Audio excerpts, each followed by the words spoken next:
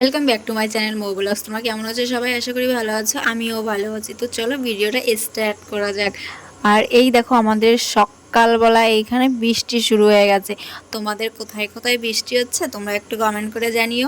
আর আমাদের এইখানে তো দুদিন ধরে বেশ ভালোই বৃষ্টি হচ্ছে। প্রথম দিন একটু ঝিরিঝিরি বৃষ্টি হয়েছে, কিন্তু এখন ভীষণ জোরে জোরে বৃষ্টি হচ্ছে।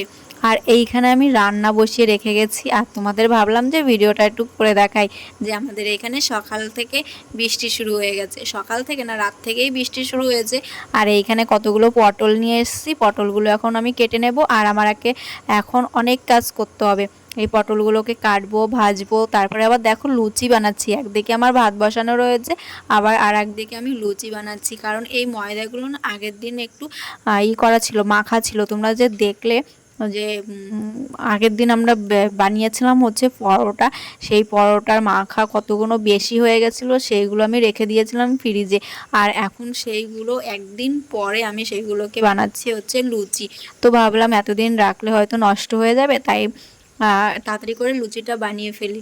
আর এইখানে লুচিটা বানিয়ে বাবাকে দিয়ে আসলাম চা দিয়ে। আর চাটাও পাশে বসিয়েছিলাম। সকালবেলা আমাকে 10 হাতে দশভুজা হতে হয়, তো আমার কাজটা অনেক থাকে।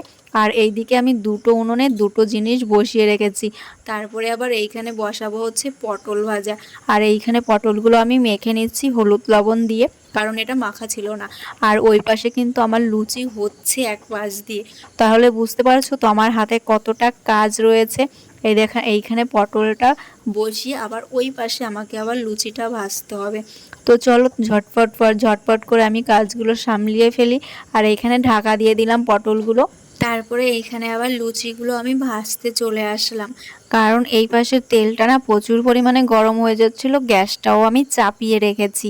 আর এখানে লুচিটা এক হাত দিয়ে বেলছি, এক হাত দিয়ে ভাজছি। মানে কি বলতো, একবারে তাড়াহুড়োর মতন, যে একদিক দিয়ে তেলটা গরম হয়ে যাচ্ছে তো লুচিটা দিলে লুচিটা পুড়ে যাচ্ছে, এরকম একটা ব্যাপার। তবে লুচিটা একটাও পোড়েনি, লুচিটা ঠিক মতনই ভাজা হয়েছে। কারণ আমি এই পাশ ওপাশ দুটোটাই ম্যানেজ করে নিচ্ছিলাম। কারণ কি বলতো, ম্যানেজ করা শিখতে হবে জীবনে। জীবনটা তো সব কিছু ম্যানেজের উপরেই চলে, তাই না? জীবনটা যদি আমরা ম্যানেজ করতে না পারি, সময়টাকে না ঠিক করে চলতে পারি, তাহলে জীবনটা অসম্পূর্ণ থেকে যায়। সব কিছুকে আমাদের সামলিয়ে চলতে হয়, এটাই তো আমাদের মেয়েদের জীবন, তাই না বলো? এই দিকে সামলাতে গিয়ে অন্যদিকে হয় না, সেটা করলে তো হবে না। সব দিকে সামলিয়ে তারপরে আমাদের কাজটা করতে হবে। আর এইখানে পটল ভাজা কটা আমি আবার কি করলাম, উল্টে দিলাম, একটু তেল দিয়ে দিলাম। আর আবার এই পটল ভুজো ঢেকে দিলাম। তারপরে ওই পাশে গিয়ে আবার সেই কাজ, লুচি ভাজা। তো তারপরে দেখো দিদিমা এখন উঠেছে ঘুম থেকে, প্রায় বাজতে গেল 7:30 মতন।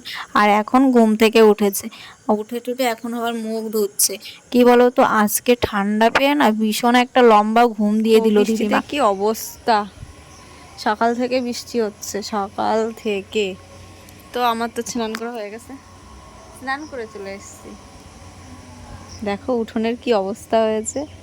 আর এই যে জামা কাপড়গুলো মেলে দিয়েছি। দেখো জামরুল হয়েছে গাছে, এই কটা জামরুল মনে হচ্ছে ভালো, জানো তো। আর সব পোকা হয়ে গেছিল, দেখো নিচে পচে পচে গেছে, দেখেছো? আর এই কটা জামরুল একটু ভালো আছে। আকাশে মনে হচ্ছে একটু রৌদ্র রৌদ্র উঠেছে। আর মার তো পুজো দেওয়া হয়ে গেছে সকালবেলায়। দেখো আমাদের তুলসী তলা পুজো দেওয়া হয়ে গেছে। তো চলো, ঘরে ছেলে বই পড়ছে,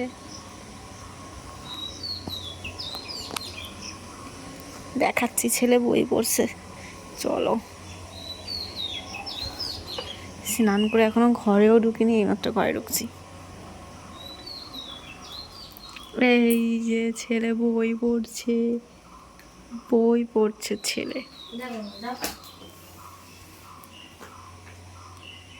তো তারপরে তো দেখলে যে আমি স্নান করে এসেছি। আর স্নান করে এইখানে ডিম ভাজতে শুরু করেছি, কারণ এখন ডিম ভাজা হবে। সকালবেলা দেখলে ভাত করেছি, আর এখন সবার জন্য ডিম ভাজবো, ছেলের জন্যও ভাজবো। ছেলে তো কদিন ধরে ডিম ভাজা খাবে ডিম ভাজা খাবে বলে চেঁচাচ্ছিল, কিন্তু ওকে ভেজে দেওয়া হয়নি। তাই এখন ভাবলাম ওকে দুটো ডিম ভেজে দিই। তো ওকে দুটো ডিম দেবো না, কারণ ওর ডিম খাওয়া বারণ। ও বলছিল দুটো ডিম ভেজে দিতে। ওর ডিম খেলে ভীষণ পরিমাণে অ্যালার্জি ওঠে, আর ওর গ্যাসের প্রবলেম যেহেতু, তার জন্য ওকে খুব কম পরিমাণে ডিম খাওয়ানো হয়। আর এইখানে আমি সব ডিমগুলো এখন ভেজে নিচ্ছিলাম। দেখো এখানে আমি ডিম এনেছি, আর ডিমগুলো ভালো করে ফেটিয়ে আমি শুধু আজকে লঙ্কা দিয়ে ডিম ভাজছি, পেঁয়াজ দিচ্ছি না, কারণ পেঁয়াজটা এখন আর কাটতে ইচ্ছা করছিল না, তার জন্য আর দিলাম না। তারপরে এইখানে দেখো ওর এক কাকা এসছে পান খেতে, বলছে পান খাবো, আমাদের গ্রামেই বাড়ি। তো দিদিমাকে বলছে একটা পান দাও তো, পান খাই। তো দিদিমা পান দিচ্ছে, আর সেই পানটা ও খাবে। তো ওকে একটা লুচি দিয়েছিল মা, বলছে কি মানে কি বলতো, লুচি কিন্তু আমাদের আজকে অল্প মাখা ছিল, তো তার জন্য ও একটা খেয়েছে। আর বলছে কি তোমাদের লুচিটা না তিতো হয়ে গেছে। আমি বলছি তোর মুখটা একটু তিতো, তার জন্য তিতো লাগছে। আসলে লুচিটা তিতো ছিল না। ও আমার সঙ্গে একটু কি করলো। আর এইখানে পানটা খেয়ে ছেলের সঙ্গে একটু ফাজলামিও করে নিল। তারপরে দুপুরবেলা দেখো রান্না হবে কি কি তোমাদের দেখিয়ে দিচ্ছি। উচ্ছে ভাজা, আর হচ্ছে এখানে মা মশলা কেটে রেখেছে, মনে হচ্ছে আজকে অন্য কিছু একটা হবে, যেহেতু এত মশলা। তো চলো তোমাদের সেটাও দেখাবো কি কি হবে, তাহলে তোমরা তো গেস করতেই পারছো। আর সকালের মেনুতে ছিল ডিম ভাজা, পটল ভাজা, আর হচ্ছে পেঁয়াজ ভাজা, আর একটু হচ্ছে সয়াবিনের তরকারি। তো বাবা সয়াবিনের তরকারিটা খেলো না, তার জন্য দেওয়া হয়নি। আর আমাদের দোকানটা দেখো কত সুন্দর সাজিয়েছি, দেখেছো তো? পেছনে আছে চাল, আর এই যে সামনে সেই নতুন ফ্রিজটা, আর চারিপাশে কত সুন্দর মা আর বাবা দোকানটাকে সাজিয়ে রেখেছে। সুন্দর লাগছে, খুব সুন্দর লাগছে দোকানটা এখন, আর জায়গাটাও অনেক বড় হয়েছে। তোমরা যদি কখনো আসো তাহলে দেখতে পারবে। আর আমাদের বাড়ির আশেপাশে যারা আছো তোমরা আমাদের দোকানে আসতে পারো, দেখবে কত সুন্দর লাগবে। আর আমার শ্বশুর শাশুড়ি খুবই ভালো, খুব আদর যত্নও পাবে, তোমরা আমাদের দোকানে আসতে পারো। আর দেখো কত সুন্দরভাবে দোকানটাকে সাজিয়েছে, আমার তো দোকান ঘরটা এখন খুবই ভালো লাগছে। তোমরা কমেন্ট করে জানাও তোমাদের কেমন লাগছে, তোমাদের কমেন্টের উপর কিন্তু আমি বসে থাকবো। তো দেখো কত সুন্দর লাগছে। আর এইখানে দেখো আমাদের ফ্রিজটা কিন্তু এখনো চালায়নি, নতুন ফ্রিজ এই মাত্র এইখানে এনে রেখেছে, মানে এই মাত্র না, রাত্রে এনে এইখানে রেখেছে। এখনো কোনো ঠান্ডা মান্ডা কিচ্ছু ঢোকানো হয়নি, কারণ ফ্রিজটা এখনো চালানো হয়নি। তো তারপরে দেখো আমাদের দোকানের হালখাতার চিঠি চলে এসছে এইখানে। আমাদের দোকানে কিন্তু হালখাতা, তোমাদেরকে কিন্তু আমি জানিয়ে দেবো আমার ওদের হালখাতাটা কবে। আর এইখানে হালখাতার চিঠিগুলো আমি খাপের মধ্যে ভরে নিচ্ছি, কারণ বাবা এই মাত্রই এনেছে, বললো যে ভরে নিতে। তারপরে দেখো রান্না হয়ে গেছে, রান্না করেছে আজকে মা উচ্ছে ভাজা, চিকেন, আর কিছুই রান্না করেনি। আর দিদিমার জন্য হচ্ছে সর্ষে বাটা, কারণ দিদিমার জন্য মাছ আজকে পায়নি, বাজারেতেও পায়নি, কারণ বৃষ্টি হচ্ছে তার জন্য মাছ পায়নি, আর গ্রামেও মাছ নিয়ে কেউ আসেনি, তার জন্য দিদিমার জন্য পটল সর্ষে বাটা করেছে আর উচ্ছে ভাজা করেছে। আর আমরা মাংস দিয়ে খেয়ে নেবো, চিকেন দিয়ে খেয়ে নেবো। তারপরে রাত্রিবেলা মুড়ি মাখা নিয়ে এসছে আমাদের দাদা ভাই, আর মোবাইলটা ঠিক মুড়ির উপরে রেখেছে।